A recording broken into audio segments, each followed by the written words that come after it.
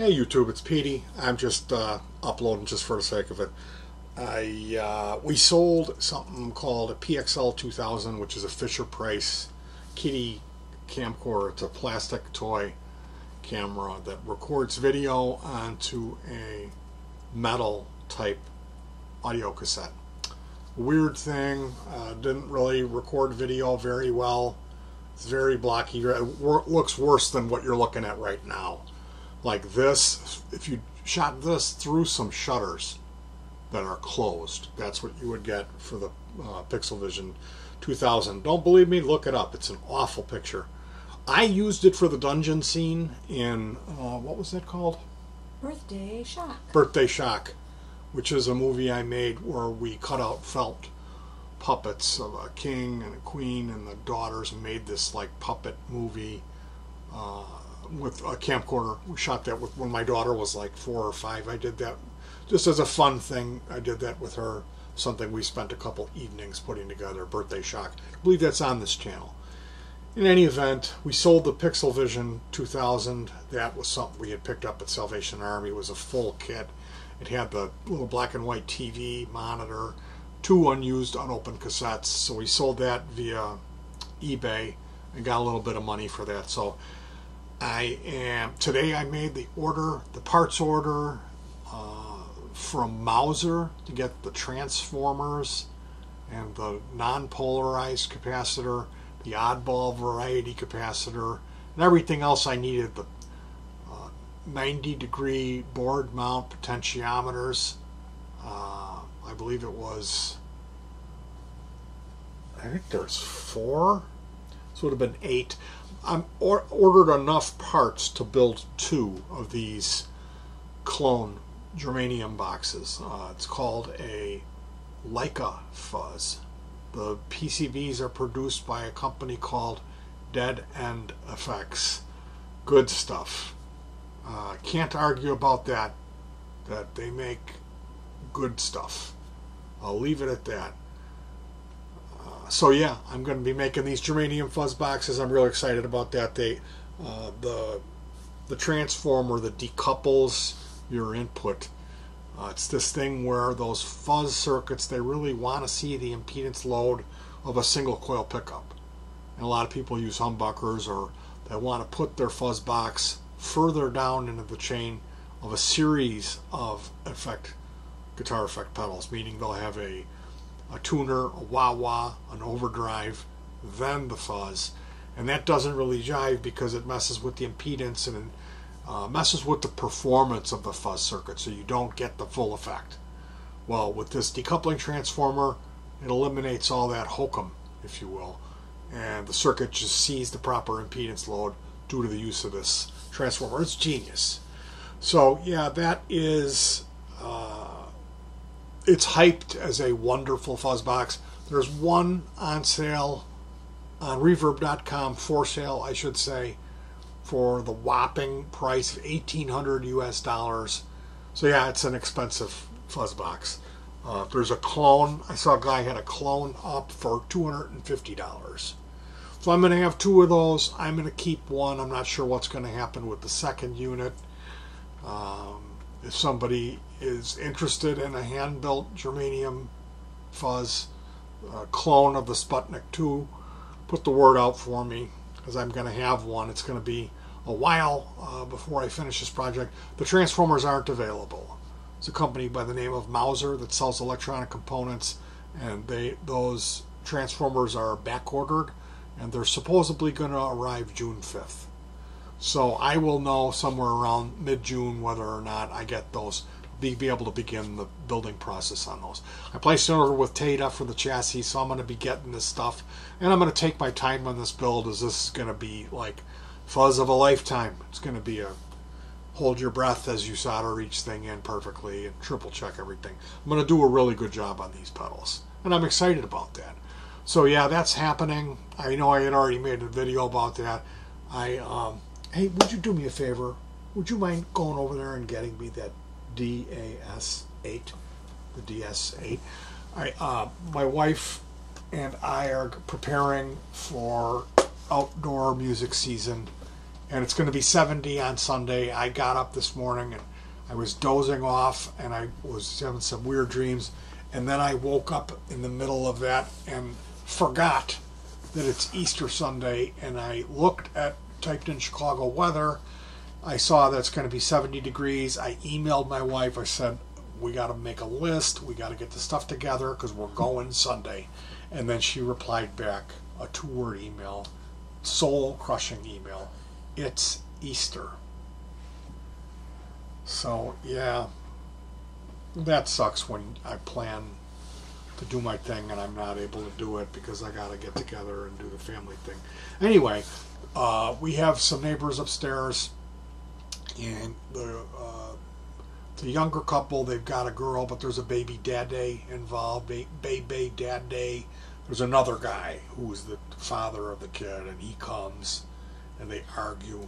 Anyway, this girl is like kind of not very socially slanted. So she comes out and gets in her car, and she's cranking this country music, and she's singing along, and we're like, what? Because it's loud, and like, there's some people that you want to give them a microphone, they can perform and sing, and it's wonderful. There's other people that don't have that gift, and we need to keep them away from any type of amplification, especially a microphone. She would fall in that category because she's singing flat and sharp, singing this song called Temptations, I don't know. I guess there was drama with them. She checked his phone and he had been talking to some other girl or something. I don't know the details on it, but this was up and down, door slamming, fuck you, I hate you, banging on the door. He wouldn't let her in. She was moving out, and this is going on for days. The hallway is full of furniture as well as the storage unit. We have a hallway with a door. You open that up and there's 4 storages. Mine's all the way in the back, and that hallway was full of dressers, tables, lamps, everything, because she was moving out. And there was a note on it. I'll get to it by the 17th. On the 17th, they moved all that stuff back in. So I guess she's going to stay. They kissed and made up. So much for Temptations, and subjecting the neighbors to an aria of singing off-key for well over an hour, repeating the same song, and then just slamming the doors and pounding your feet as hard as you can on the stairs and power slamming on the door, bang, bang, bang, bang, bang. All of that went on into the night. 10:30 at night this is going on. It started at about 5. So finally we were able to get into the storage, because this is what we were after. I remembered that we had this speaker, which it's an 8-inch, it's a German speaker, I think. Let me see. But it's got a compression horn. The treble driver is not a pair of 3-inch bullet tweeters, as you would think it would be for something like this. It's an actual compression horn. So this is a DS8, 8 ohm impedance, 150 watt, frequency range 60 hertz to 18 kilohertz, serial number 0100482. And I modified it with a 1/4-inch input because it had fancy TRS plugs. So I went ahead and cut this 1/8 or a 1/4-inch input on it. But yeah, this is it weighs around, I'm guessing around 15 pounds, 14 pounds, something like that. And then you can see here's the tweeter, and it's got an 8. And basically what I did today, I was looking on eBay and I found video replay rental specialists downtown and then Lombard. So this was the store speaker in a place called Video Replay, which was a video rental store, and they must have went out of business, and this speaker ended up at Salvation Army where I bought it for cheap. This is a $400 speaker. It's a real $379. It's real expensive. I think it's German. It's made from some ABS. So it's like, what are you going to do? You only have one. Well, I found a Rockville brand It's a similar speaker. It's got an 8 with a 2-inch voice coil, 60-ounce magnet, and then surprisingly enough, it has a actual compression driver tweeter. I found one of those for a good deal on eBay, and it looks like that company that's sending me that is a refurb company, so this is probably a rebox, probably had been bought and returned. So I'm hoping that whatever we get is functional. For the price that I paid was very affordable. It was unbelievably cheap for what we're getting. So we're going to have, they're going to be different manufacturer, but we'll have these 2 speakers and a large sub. The Neo GK210 is going to be the PA that I put together.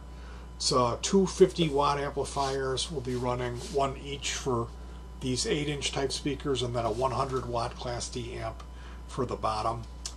And it's one of these amps. It's a TPA 3116D2 times 4, because there's 4 of those in there.